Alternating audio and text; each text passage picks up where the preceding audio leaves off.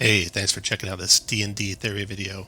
This is on focusing fire, and the intent is to arm players with the knowledge of what that does for them and their party, and to arm DMs with the knowledge of what kind of challenge a party that does or does not focus fire can face.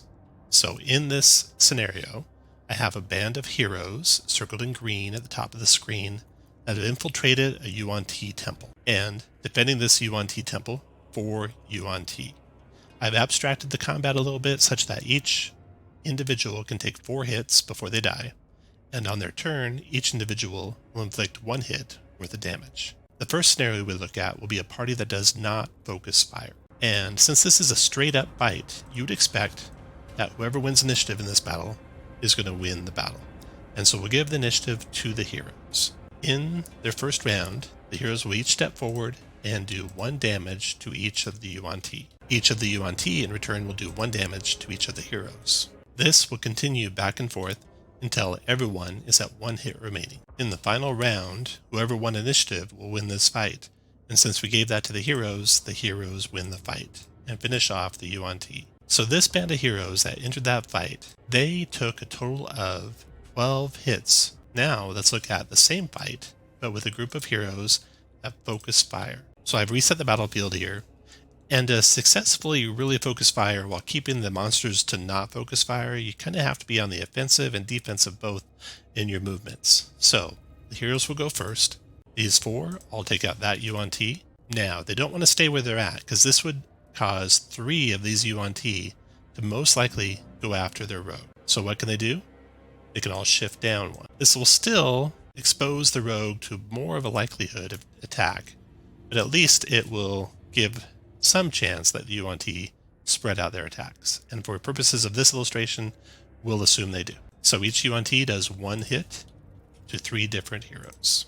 In the next round, the heroes are all good, well positioned, and they will attack the 1 Yuan-Ti and finish it off, and then move. Yuan-Ti will return attacks on the party. Then in round 3, the party will finish off another Yuan-Ti, and they don't need to move to really influence the attack because there's only 1 Yuan-Ti to attack. He will attack the rogue at the end there, and then the party will finish off the Yuan-Ti by sliding down and all 4 attacking him. And now the party is victorious in their fight. And the party that focused fire, we can see, took only 6 hits versus the party that did not focus fire took 12 hits. So they took half as much damage. In theory, they could go for twice as many encounters in the dungeon. Does this mean they can attack or fight twice as many monsters at once? Not exactly. Let's look at what one more opponent does in each of these scenarios. So I have the battle reset, the party is not focusing fire, and they're facing 5 Yuan-Ti instead of only 4. So each of them, again, will just step forward. They'll each attack a separate Yuan-Ti, inflicting 1 damage to each of them. The Yuan-Ti then will return their attacks, doing 1 damage to the heroes, except for the poor rogue at the end there, who's going to take 2 damage. Now the party attacks back and does 1 damage to each of the Yuan-Ti. Then the Yuan-Ti attack back, and here's where it starts to go south pretty fast for the party. So the first 3 heroes in line here each take 1 damage, but our poor rogue, attacked by 2 Yuan-Ti 2 rounds in a row, is finished. After finishing, the Yuan-Ti moves forward, and then the party attacks back against the Yuan-Ti, inflicting 1 damage to 3 of them. Now, heavily outnumbering the party, the Yuan-Ti, 2 of them attack the fighter, finishing him. 2 of them attack the cleric, finishing the cleric. And 1 attacks the paladin, who has now only 1 hit remaining. The paladin's going to go down fighting though, and on his attack he finishes off 1 of the 5 Yuan-Ti, and then the Yuan-Ti swarm him and he is killed. Keep him on the battlefield here just so we have a reference to him. So the party that did not focus fire was wiped out. Let's look at the same scenario for a party that does focus fire. Okay, I got the battlefield reset. The party that focuses fire will go again first. They'll again move in a way that they can all attack the same one. They'll all finish that one off, and then they need to look at how they can influence this fight so that Yuan-Ti are going to fight them individually. So this is a little bit more tricky because our rogue there can't go too far before he'll get an attack of opportunity against him. So he's going to go there, there, there. Then our paladin, who already moved to get to where he's at 2 squares, can't quite get to the Yuan-Ti at the end.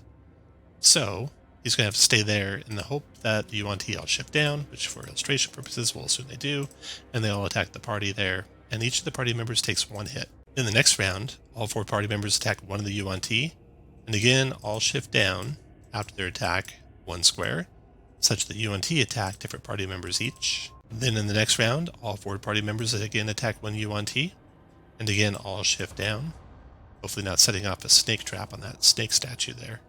The 2 UNT that remain are going to attack 2 of the party members. Then the party focusing fire is all going to shift, such they can all attack the 1 UNT and finish it. And then the 1 remaining UNT on their turn will attack 1 of the party members as he shifts into position here and finish off that party member. And then the party will all focus fire on this UNT, and since there's only 3 of them remaining, the UNT lives 1 more round. And then the UNT finishes off another party member, and then the party finishes off the UNT. A party that does not focus fire, facing an exactly even match, wins if they win initiative, and takes 12 damage. A party that does focus fire wins all the time, and they take only 6 damage, half as much damage. When they're outnumbered, a party that does not focus fire is defeated, and one that does has some members survive. So that is what focusing fire does with regard to the party. Now you notice that none of the monsters focused fire back, so as a DM, you can adjust the challenges the party will face based on how much they focus fire. You can do that by having them face more opponents, slightly tougher opponents all at once. You can also focus fire back toward the party. So if the party's focusing fire, the monsters are focusing fire, then it'll be an even match in that regard. I don't have my monsters fight that way very often. The intelligent ones will, as long as I see a party that is also, and it won't be too overpowering for them if the monsters do that. So as a player, now you know that focusing fire will let you overcome greater challenges and help you get all the members of your party out alive, or at least most of them out alive from the dungeon. Thank you for watching this D&D theory video, and good luck in your adventures.